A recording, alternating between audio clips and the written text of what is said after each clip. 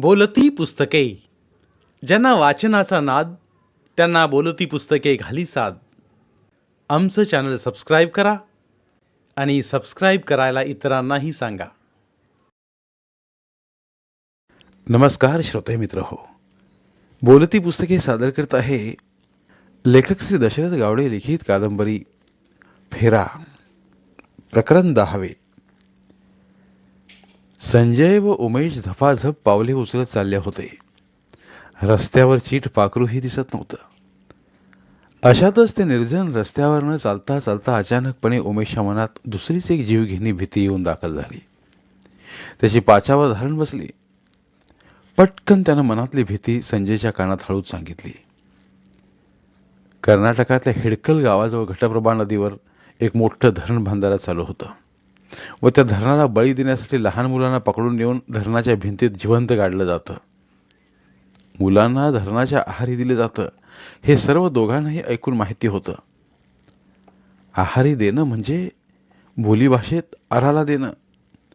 विभागातल्या प्रत्येक गावच्या लोकांमध्ये आणि शाळेच्या मुलांमध्ये अशा चर्चा चालायच्या. हेबेवाडी गावात आणि शाळेत सुद्धा अशा चर्चा चालायच्या. सगळ्याच लोकांच्या मनात धरणाची भीती निर्माण झाली होती. अगोदरच दोघांच्याही मनात रमेश बुडून वारलेल्याची जीवघेणी भीती होती. त्यात आणि या आणखी दुसऱ्या एका भयंकर भीतीनं त्यांच्या मनात धडकी भरली. कोणीतरी आपल्याला पकडून नेऊन धरणाच्या आराला देतील म्हणून दोघांच्याही मनावर भयंकर मोठा ताण आला. अंगावर पुन्हा टरटरून काटा उभा राहिला. अंग पुन्हा लटपटू लागलं. हृदय पुन्हा जोरानं धडपडू लागलं. भीतीमुळे दोघंही एकमेकांचा हात धरून चालू लागले. मुलं पकडून न्यायची एखादी गाडी बिडी तर येत नाही ना, या शंकेनं रस्त्यानं चालताना दोघंही मागं पुढं व आजूबाजूला बघत तरातरा पावलं टाकू लागले. इकडं आड आणि तिकडे विहीर अशी त्यांची आता परिस्थिती झाली. तरी पण काहीही करून हत्तरकी गाठलंच पाहिजे म्हणून ते पाठीमागं पुढं झपाझप पावलं उचलू लागले. धरणाच्या जीव घेण्या भीतीमुळं व मनावरच्या ताणामुळं रमेश विहिरीत बुडून मेलेला प्रसंग दोघे पण काही वेळेसाठी विसरून गेले. आपला जीव महत्त्वाचा आहे एवढंच त्यांना आता माहीत होतं. आबापासनं जीव वाचवण्याच्या नादात आपल्याला धरणाच्या आराला दिलं जाईल अशी भीती त्यांना सतावू लागली. पण काहीही करून हत्तरकी गाव तर गाठायचंच होतं. काळजातली जीवघेणी भीती व मनाच्या ताणतणावात वाटेतील 3-4 गावं पाठीमागं पडून आता ते डांबरी रस्त्याला लागले. धरण बांधायला चालू असलेल्या दिशेलाच हत्तरगी गाव होतं आणि हे दोघं त्याच दिशेने चालत जात होते. धरणाच्या भीतीमुळं कानात प्राण आणून त्या डांबरी रस्त्यावरनं येणाऱ्या जाणाऱ्या एखाद्या वाहनाचा आवाज ऐकायला येतोय का हे ऐकत मागं पुढं व आजूबाजूला पाहतच चालले होते ते. त्यातच रोज संध्याकाळी कलमवाडी गावातनं मुंबईला जाणारी एस.टी. बस याच रस्त्यानं हत्तरगी मार्गे मुंबईला जात असते हे सुद्धा सुहासनं सांगितलं होतं. कारण त्याच एस.टी. बसनं सुहास मुंबईला पळून गेला होता. आता ही आणखी एक दुसरी मोठी समस्या निर्माण झाली. एस.टी. जर अचानक आली आणि तिच्यातनं प्रवास करणाऱ्या गावातल्या ओळखीच्या एका दुसऱ्या माणसानं पाहिलं तर मोठी समस्या निर्माण होणार होती. म्हणून ते फार काळजीपूर्वक चालले होते. सूर्य मावळतीला कल्ला होता. दिवसभर शेतात काम करून बैलगाड्या घेऊन घरी जाणारे शेतकरी त्यांना दिसू लागले. त्यांच्या सोबतीचा त्यांना मोठा आधार वाटू लागला. मनाला काहीसा दिलासाही मिळू लागला. त्याच गाडीवाल्यांना हत्तरगीला जाणारा रस्ता विचारत ते गडबडीनं रस्ता कापू लागले. अशातच पाठीमागणे येणाऱ्या कुठल्या तरी वाहनाचा आवाज आला. दोघांनीही घाबरून पाठीमागं वळून पाहिलं. लाल रंगाची एस.टी. दिसली. पटकन दोघंही रस्त्याच्या कडेला असलेलं कुंपण ओलांडून पलीकडे गेले व कुंपणाच्या आडाला लपले. एस.टी. गेल्यावर पुन्हा रस्त्यावर येऊन झपाझप पावलं उचलू लागले. हीच ती मुंबईला जाणारी गाडी होती. दोघांनीही सुटकेचा निश्वास टाकला. चालून चालून ते खूप थकले. पायात गोळे येऊ लागले. एवढं कधीच ते चालले नव्हते. शेवटी अंगाचा थरकाप उडवणारी व उरात धडकी भरवणारी भीती येऊन वाटेत येणारी 5-6 गावं पाठीमागं टाकून एकदाचे ते दिवस बुडायच्या वेळेला हत्तरगी गावच्या तिट्ट्यावर पोहोचले. तिथं पोचल्यावर समोरचा मोठाच्या मोठा हायवे पाहून व त्या रस्त्यावरनं भरधाव पळणाऱ्या गाड्या पाहून दोघंही थक्क झाले. मनाला थोडंसं बरंही वाटलं. नंतर एस टी स्टँड ज्या दिशेला होतं त्या दिशेला गेले. स्टँडवर जाऊन एका कोपऱ्यातल्या बाकड्यावर बसले. स्टँडवर बरेच प्रवासी एस टीची वाट पाहत तिथं बसून होते. बाकड्यावर बसल्यावर त्यांना खूप बरं वाटलं, कारण 4-4.5 तास सतत चालल्यामुळे त्यांचे पाय दुखत होते व त्यांना थकवासुद्धा आला होता. थोडा वेळ तिथं बसून ते उठले व स्टँडच्या कोपऱ्यात असलेल्या एका नळावर जाऊन भरपूर पाणी प्यायले. हाताच्या पंशानं तोंडावर पाणी मारलं व धुळ्यानं माकल्या पायावर पाणी टाकून ते कसेबसे धुतले. गळ्याभोवती गुंडाळलेल्या टॉवेलनं तोंड व पाय पुसलं आणि तिथनं बाहेर आले. कातर वेळ झाली होती. बाहेर एक भजी आणि चहाची टपरी होती. भजी खाण्यासाठी व चहा पिण्यासाठी बरेच लोक त्या टपरीवर जमले होते. कांद्यांच्या भज्यांचा सुगंध दरवळत होता.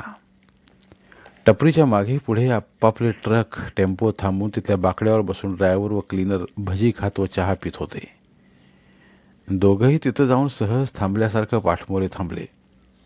काही ड्रायव्हर कन्नड भाषेत बोलत होते तर काही मराठीत बोलत होते. दोघंही बराच वेळ तिथंच रेंगाळत थांबले. गाडीवाले येत होते व चहा पिऊन जात होते.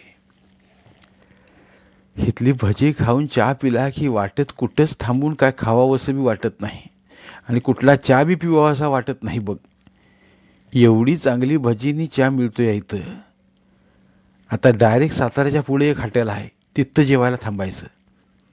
जेवून सुटलो की डायरेक्ट मुंबईत जाऊन गोडाऊनच्या बाहेर गाडी लावायची.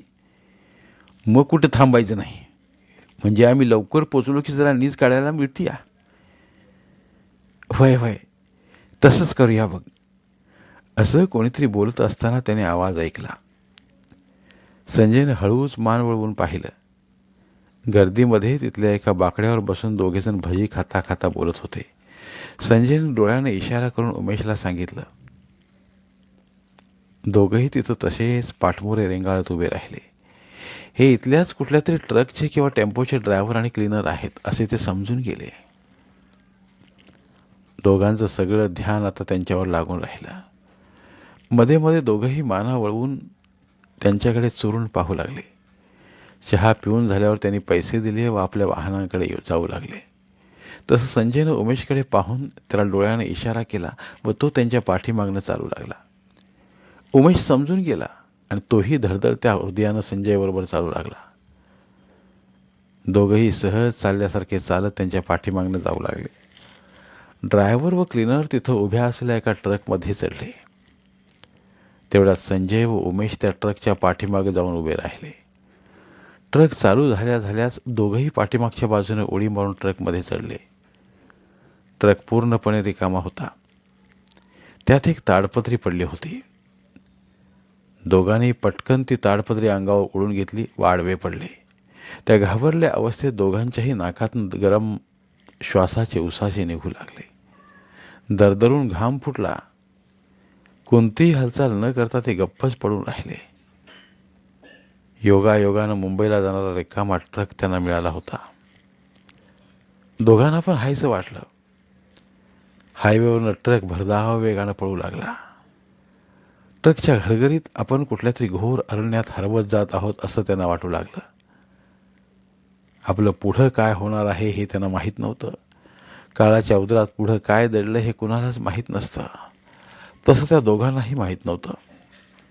फक्त एका अपघातानं आपल्या वडिलांपासून जीव वाचवण्यासाठी ते एका अज्ञात शहराकडं नशिबाच्या भरोश्यावर चालले होते. दोघांच्याही जीवनाचा एका अज्ञात दुनियेकडे प्रवास चालू झाला होता. पाटलाने गाडी सरळ दिगंबरच्या घरासमोर नेऊन थांबवली. गंगारामनं रमेशला गाडीतनं उतरवून घरात नेल्यावर पाटील गाडी घेऊन घरी गेले. दिगंबरच्या घराजवळ गावातली भरपूर बायका माणसं जमली होती. रमेशला घरात नेल्यावर सगळं घर बायका माणसांनी भरून गेलं. घरात रडण्या ओरडण्याचा गोंधळ माजला. चव्हाण आळीतलं वातावरण तर फारच शोकाकुल बनलं. आळीभर दुःख भरून राहिलं. दिगंबरला पहिल्या 3 मुली झाल्या होत्या. 3 मुलीनंतर त्याला मुलगा झाला होता. मुलगा झाला म्हणून त्यानं सुनंदाचं नसबंदीचं ऑपरेशन करून घेतलं होतं.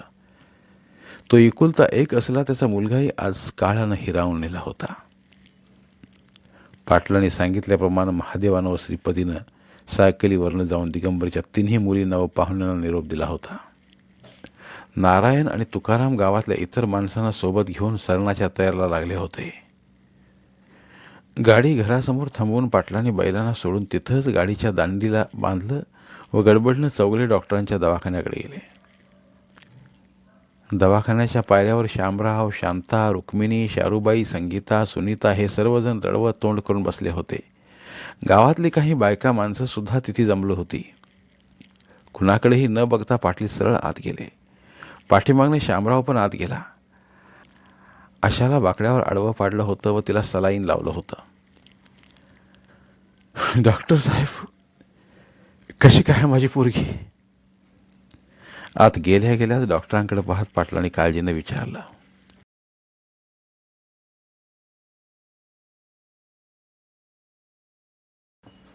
पाटील, अशा बेशुद्ध पडली याचं कारण मला समजलं आहे. भाऊ विहिरीत पडला, बुडाला असं समजल्यामुळं हिला फार मोठा धक्का बसला आहे. त्या धक्क्यामुळे हिच्या मनावर मोठा आघात होऊन ही बेशुद्ध पडली आहे. केस जरा सिरियस आहे. आत्ताच मी हे दुसरं सलाईन लावलेलं आहे. हे सलाईन संपेपर्यंत जर ही शुद्धीवर नाही आली तर तुम्हाला हिला तालुक्याच्या हॉस्पिटलमध्ये न्यावं लागेल, डॉक्टरांनी पाटलांना सांगितलं. डॉक्टर साहेब, काय बी करा, खरं माझ्या पोरगीला बरं करावं. डॉक्टरांनी सांगितलेलं ऐकून पाटलांच्या मनावर ताण जास्तच वाढला. म्हणून ते डॉक्टरांना हात जोडून असं बोलले. हो हो पाटील, माझे प्रयत्न चालू आहेतच, पण भाऊ बुडाल्याचा फार मोठा आघात तिच्या मनावर झाला आहे. त्यामुळं ही शुद्धीवर येण्यास वेळ लागेल, डॉक्टरांनी पुन्हा सांगितलं. सलाईन संपण्यासाठी अजून किती वेळ लागेल याची पाटलांनी डॉक्टरांकडे चौकशी केली. अर्धा तास लागेल असं डॉक्टरांनी त्यांना सांगितल्यावर ते दवाखान्याच्या बाहेर आले. त्यांच्याकडे पाहून रुक्मिणी मोठ्यानं रडू लागली. आता कशाला रडतीस तोंड पगळून? त्याला अभ्यास करीत घरात बसायला सांग म्हणून तुला सांगून गेलो होतो ना. मग ते सांगायला जमलं नाही तुला आणि आता हा म्हणून रडून लावती मला. माझ्या पोरीला काहीतरी होत येतच, मग तू आहेस नि मी आहे. तिच्याकडे पाहत ते भयंकर रागानं बोलले. संगीतानं व सुनीतानं रुक्मिणीला शांत केलं. तिच्या दोन्ही भावांनी आणि भाऊजाईनं पण तिला समजावलं. बरेच लोक दवाखान्याजवळ जमा झाले होते. सगळ्या पाहुण्यांना निरोप पोहोचवून गावाकडे परतल्यावर महादेव आणि श्रीपती पण आशाला पाहण्यासाठी दवाखान्यात आले. गंगारामही येऊन उभा राहिला. पाटलांचा अवतार पाहून सर्वजण शांत झाले. वातावरणात गंभीर शांतता भरलेली. माधवा, गंगाराम, आत्ताच्या आत्ता आमच्या घराकडे जावा.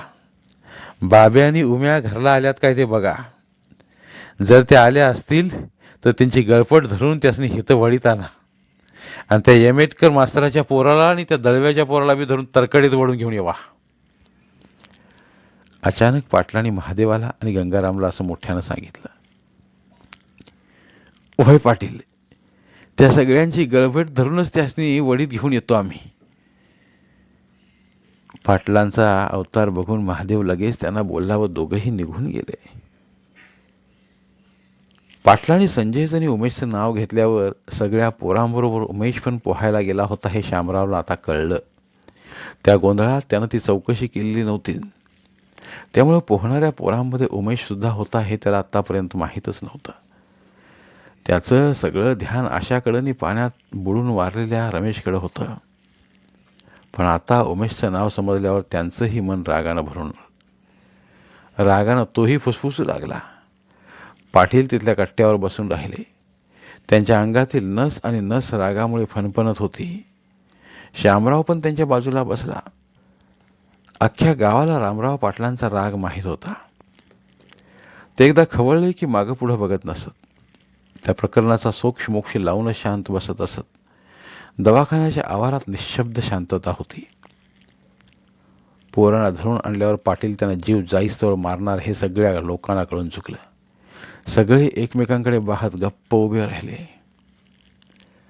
थोड्या वेळानं महादेव गुरव, नीरवची आणि गंगाराम विजयची गळपट धरून त्यांना घेऊन आले. त्या दोघांना पाहताच पाटलांचा तळपायाची आग मस्तकात गेली. बसल्या जागेवरून ते रागानं फुसफुसत उठले व त्या दोघांवर धावून गेले. सुरुवातीलाच त्यांनी त्या दोघांच्या कानाखाली सनकून एक एक चढवली.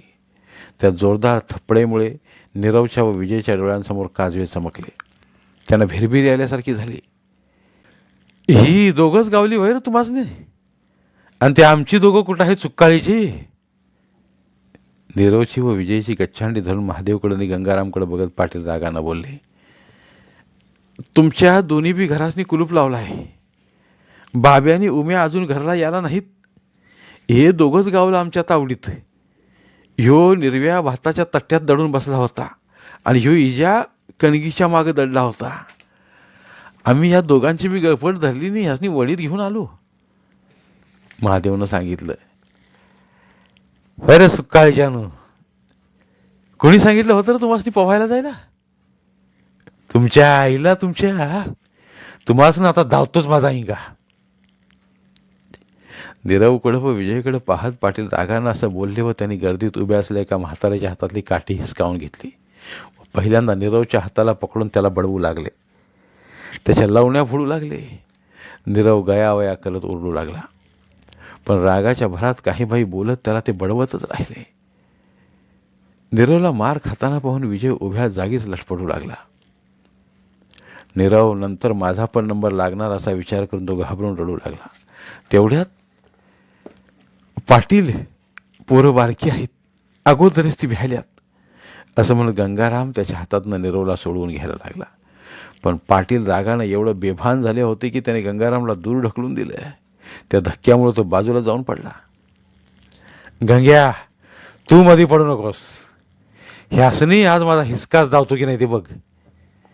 ह्यांच्यामुळेच बिचारा ते दिगोबाचं एकुलतं एक पोर भावीत बुडून मेलं. पडलेल्या गंगारामाकडे पाहत पाटील मोठ्यानं बोलले. नीरवला फोडून काढत असताना विजय तिथनं पळू लागला. तेवढ्यात पाटलांची नजर त्याच्यावर पडली. नीरवला सोडून त्यांनी पळत जाऊन त्याला पकडलं. अरे सुकाळीच्या,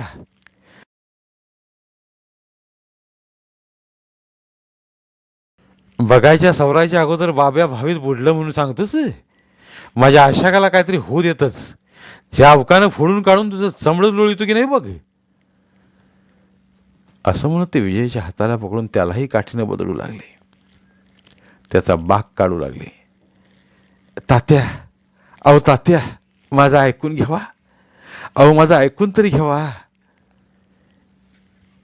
विजय मार चुकवतो रडतच त्यांना गयावया करीत बोलला. तुझं काय ऐकू सुकाळीच्या? तुझ्यामुळं माझी पोरगी बेशुद्ध पडली. ती अजून शुद्धीवर याला नाही आणि तुझं ऐकून घेऊ आहे रे? अहो तात्या, आम्ही सगळ्यांनी भावीत उड्या टाकल्यावर तुमचा बाब्याने रम्या वरती यायला नाहीत म्हणून ती दोघं बी पाण्यात बुडली असं आम्हासनी वाटलं. विजयनं रडत ओरडतच पाटलांना सांगितलं. तुला तसं वाटलं म्हणून माझ्या पोरीला तसं सांगितलंच होय रे हरामखोरा. तो बाब्या मरणा होता तिकडं. खरं माझ्या पोरीला तसं सांगायला नको पाहिजे होतास. रागानं बेभान होऊन पाटील त्याला मारतच होते.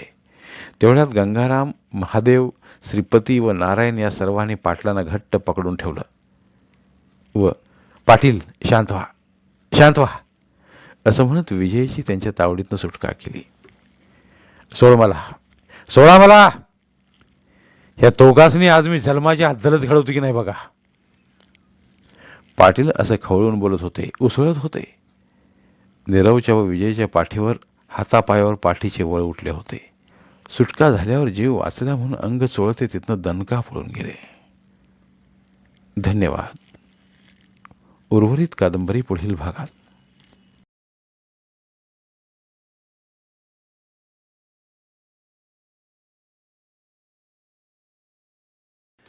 धन्यवाद. प्रिय श्रोते मित्र हो, आपल्यासाठी एक आवाहन. आमच्या चॅनलच्या प्लेलिस्ट विभागात तुमच्यासाठी शेकडो कादंबऱ्यांचे ऑडिओ बुक्स उपलब्ध आहेत. तिथे प्रत्येक कादंबरीचे सर्व भाग एकत्रित मिळतील. त्यामुळे सध्या सुरू असलेल्या क्रमशः कादंबरीच्या पुढील भागासाठी वाट पाहण्याची गरज नाही. तुमच्या वेळेनुसार तुम्ही संपूर्ण कादंबरी सलगपणे ऐकू शकतात आणि साहित्याचा आस्वाद घेऊ शकता. कृपया आमच्या चॅनलच्या होमपेजवर जाऊन प्लेलिस्ट चेक करा आणि तुमची आवडती कादंबरी निवडा. धन्यवाद.